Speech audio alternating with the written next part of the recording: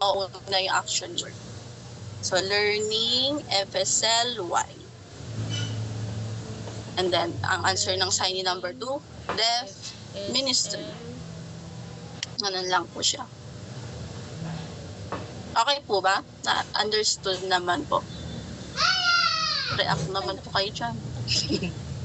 Okay, thank you so much po. Ano siya? Po, okay, next lesson, next verbs na tayo.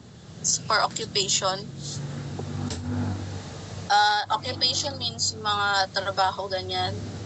Mga occupation sa secular word. So, ang occupation, sign ng occupation, occupation. Occupation. That's occupation. Or, sign number 2, occupation.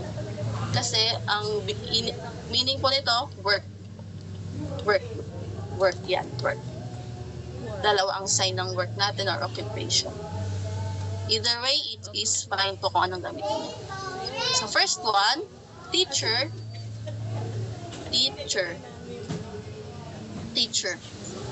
Okay, ang ano natin ngayon, para mapadali,